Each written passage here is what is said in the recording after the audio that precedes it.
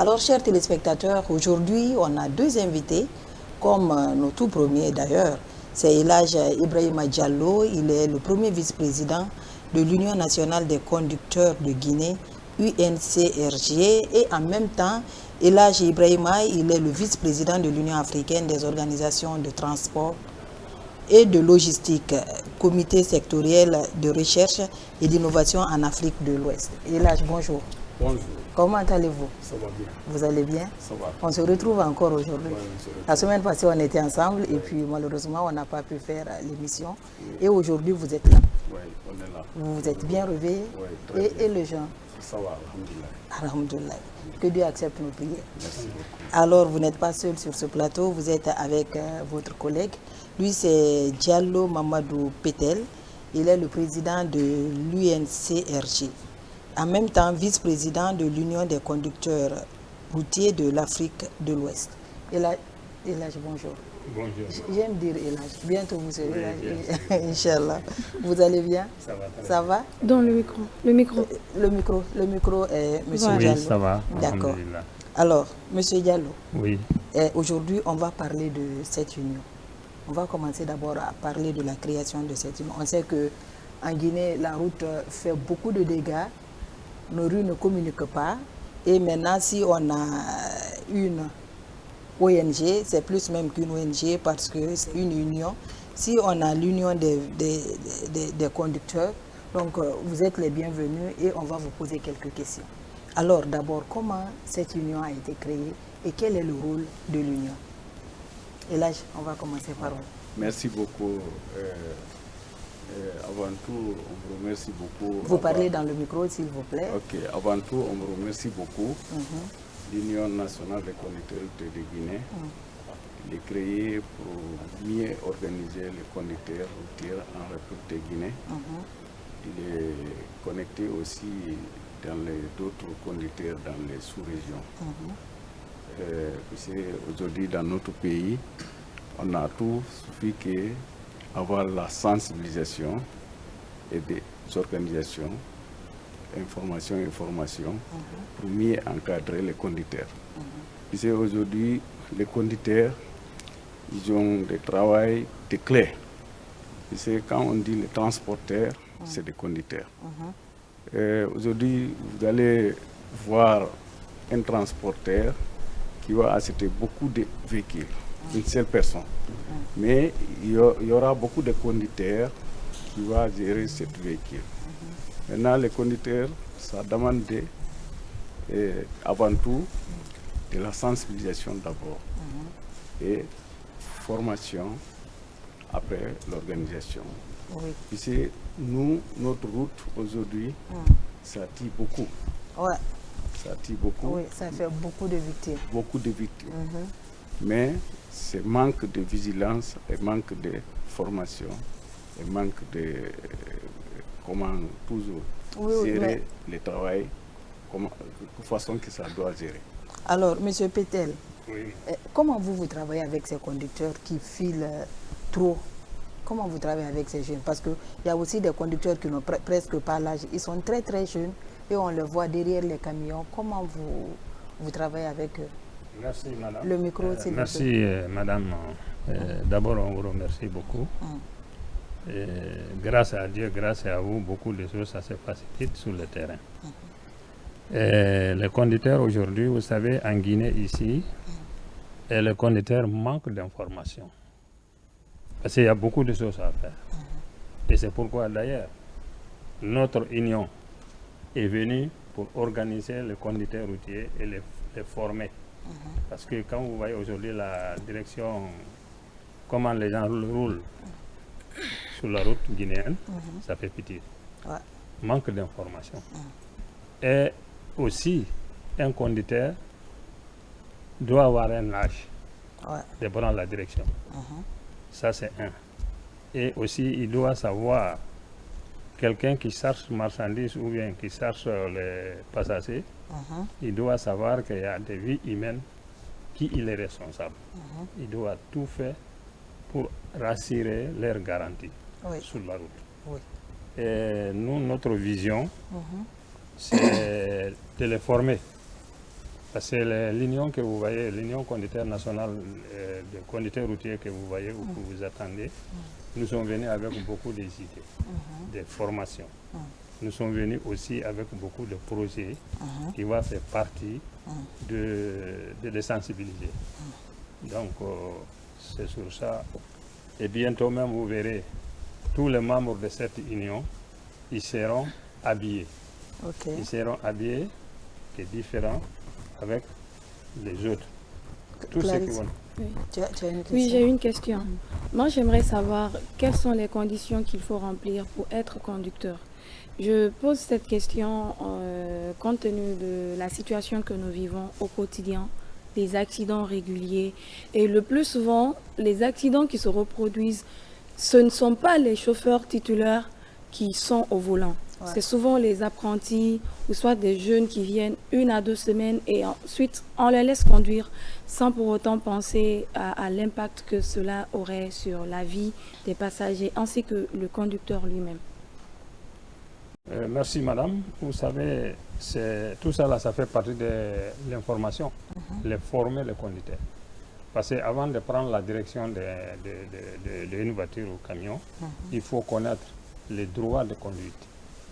Il faut éteindre d'abord l'âge. Le micro, ok. Il faut l'âge. Il faut l'âge. Il faut former, connaître la route. Mais si un conducteur prend un camion, il prend la route, son âge n'est pas arrivé. Mais il ne peut pas savoir, il est en danger. Et vous voyez, il faut connaître la route, connaître les difficultés, les panneaux. Parce que la route, les panneaux, s'il y en a. Oui, s'il y en a, effectivement, parce qu'on a ce problème-là aussi. Dans notre pays, il y a beaucoup de routes, les panneaux ne sont pas complets. Et les chauffeurs aussi, les conducteurs aussi, beaucoup ne sont pas formés, ne sont pas fait auto-école. Vous voyez, un conducteur qui n'a pas fait auto-école, c'est difficile d'avoir, on doit passer ici ou on ne doit pas passer. Les droits de conduite, il faut l'apprendre avant de prendre la direction. Mais est-ce que ces conducteurs sont recensés? Parce que quand on forme quelqu'un, il faut connaître d'abord le nombre.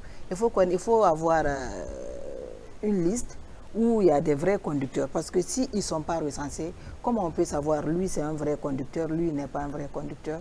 Est-ce que vous êtes passé d'abord par le recensement? On entend dans le micro. On entend de faire ça.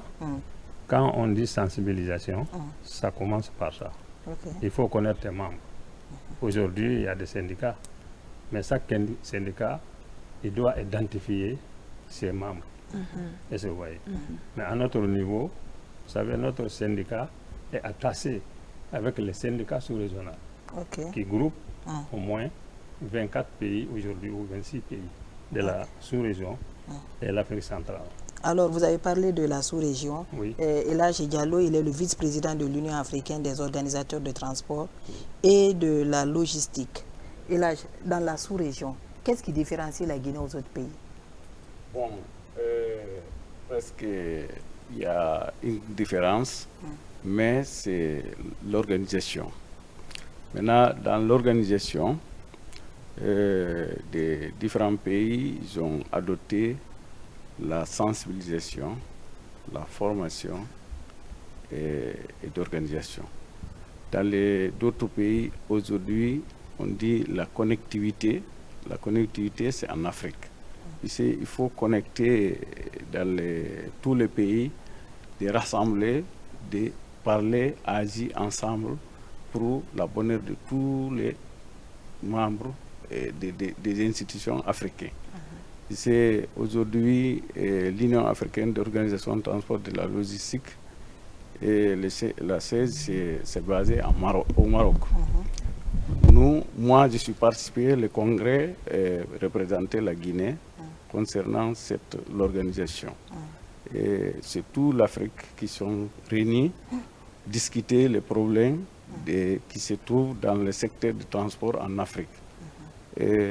Les personnes ressources, les gens qui sont beaucoup durés dans les programmes de transport en Afrique sont retrouvés, il y a des experts, et on a discuté comment mieux organiser le secteur transport en Afrique.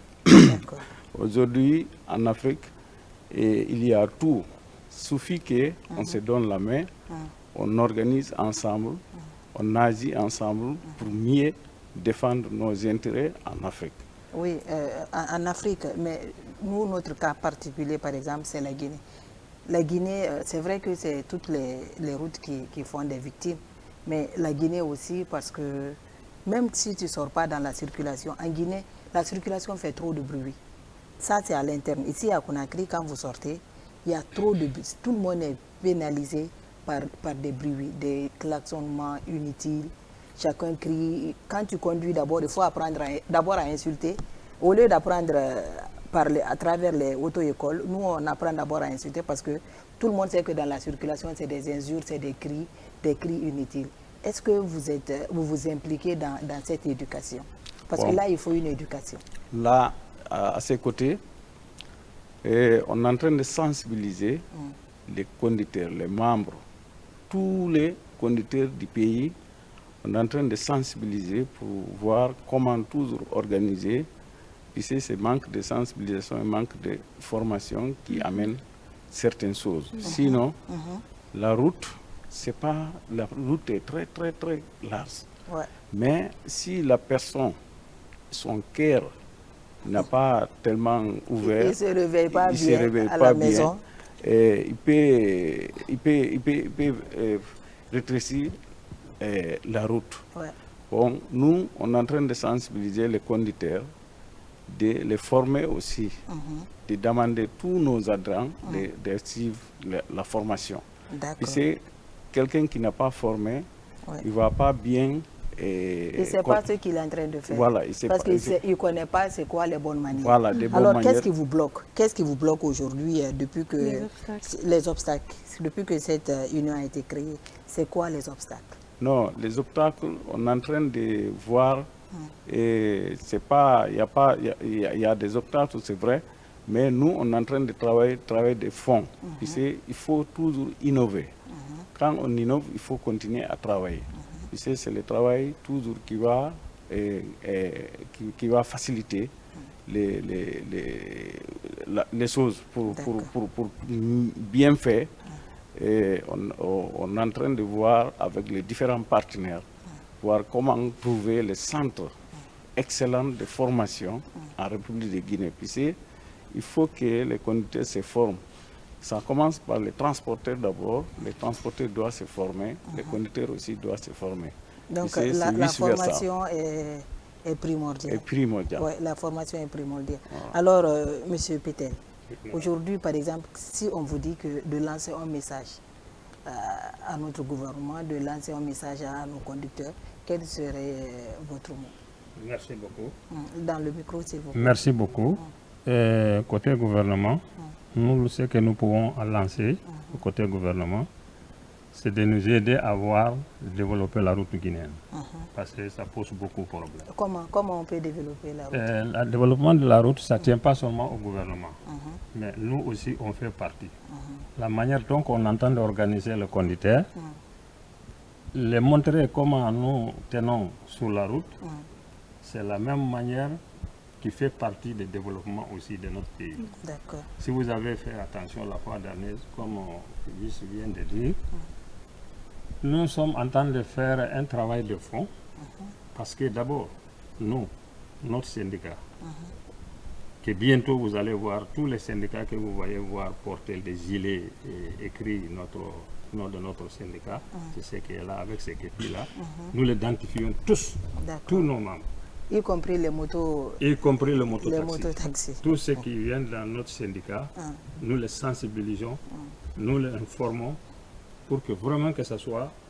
L'accident ne peut pas finir dans un pays, mais ça peut diminuer. Ça peut diminuer. Mais la Guinée ici, comme vous venez de dire tout à l'heure, il y a des enfants qui ne connaissent même pas, qui ne respectent même pas d'abord ses parents à la maison. On prend ça, on met sur la route. Oui, donc ils vont transporter l'éducation. C'est ce gros travail-là que notre syndicat est en train de travailler sur le trottoir national. D'accord. Nous installons d'abord nos membres par région, par frontière. Vous savez, on peut aider aussi pour la sécurisation des pays. Parce que pour la sécurité des pays, c'est le primordial. Alors que les conducteurs, les transporteurs, les commerçants, quand vous entendez les commerçants, les transporteurs, il y a 3 identités. Il y a les chauffeurs, il y a les marchandises, les commerçants plutôt, et il y a aussi les porteurs de camions. C'est les 3 entités qu'on fait le transport. Sans ça, ça ne peut pas aller. Ouais. Il faut que donc soit formé. Il y a la formation. Il y a la formation, il y a la sensibilisation. La sensibilisation. Et il y a l'installation des membres Ok. installés. Par exemple, il y a certains pays, vous regardez aujourd'hui en Guinée, si vous voyez que les gens ne prennent pas trop les pièces d'identité, il y a des difficultés. Ouais. C'est-à-dire, à l'intérieur du pays, ce n'est pas facile d'avoir un carte d'identité. Malgré que c'est Malgré gratuit. que le gouvernement a beaucoup fait, Oui. et c'est vrai. Mais si dans les sensibilisations, ce que nous pensons à faire après, pas sûr, ça fait partie des sensibilisations. Il y a des pays aujourd'hui, si vous voulez voyager, vous venez à la gare, si vous n'avez pas un minute de papier que vous partiez, vous ne pouvez pas monter. Oui. dans le Et camion. ici, tu peux voyager Et sans ici, carte d'identité. Tu payes juste montes, 15 000. tu montes. 15 000. Oui, tu payes. Partout où il y a un barrage, vous payez 15 000 ou 10 000. Tout. C'est le chauffeur qui réclame, après il donne au policier qui est là-bas. Bien Policier sûr, réel. bien Ça, sûr, c'est le réel. policier. Vous savez, quand on parle aussi de côté, comment on appelle, tracasserie, ça aussi il y a la tracasserie dans tous sens. Il y a les tracasseries aux conducteurs, il y a les tracasseries pour les transporteurs, il y a la tracasserie pour les commerçants. D'accord. Ça veut dire un Alors. chauffeur qui n'a pas de permis, il crée une tracasserie. Un camion qui n'a pas de pièces complètes, il crée la tracasserie. Souvent, on acquis seulement le corps habillé, mais ce n'est pas eux seulement. Oui. Mais c'est la sensibilisation qui va amener tout ça de réguler pour que ça soit calme. Alors, merci M. Pétel. Et là, vous avez dit que c'est la formation, la sensibilisation qui est primordiale. Parce qu'il faut d'abord sensibiliser nos conducteurs pour qu'ils sachent que ce qu'ils sont en train de faire n'est pas bien. Alors, avec vous, on tend vers la fin. Et là, vous allez placer juste un mot. Après, on va se dire au revoir. D'accord. Dans 20 secondes. Voilà, merci beaucoup. Moi, je demande à tous les conducteurs, tous les transporteurs, de toujours suivre la formation et la sensibilisation. Je demande aussi à tous les secteurs, niveau transport, soit syndicat, ça soit toujours ensemble, être unis pour mieux agir ensemble, pour former leurs membres, former leurs conducteurs pour que ça puisse bien aller pour le pays. Puisque aujourd'hui, notre pays, il y a la paix avant tout. Quand il y a la paix, le reste, c'est nous qui doit toujours se donner la main pour mieux agir, mieux travailler. Et aujourd'hui, notre pays, on félicite l'autorité qui sont là. Ils ont beaucoup travaillé à leur niveau. Nous aussi, en tant que citoyens guinéens, on doit accompagner, on doit bien travailler ensemble, puisque c'est nous tous qui développons notre pays. Quand on dit développement aujourd'hui, c'est tout le monde. Je demande à tout le monde de se donner la main pour agir ensemble pour le bonheur de notre pays. Merci beaucoup, Elhadj Ibrahima Diallo. Il est le vice-président de l'Union nationale des conducteurs de Guinée. Et sur ce plateau, il était avec M. Diallo Mamadou Pétel. Lui, c'est le président de l'UNCRG. C'est la même union. On vous dit merci et à bientôt, Inch'Allah. Merci beaucoup. Merci beaucoup. Merci. Alors,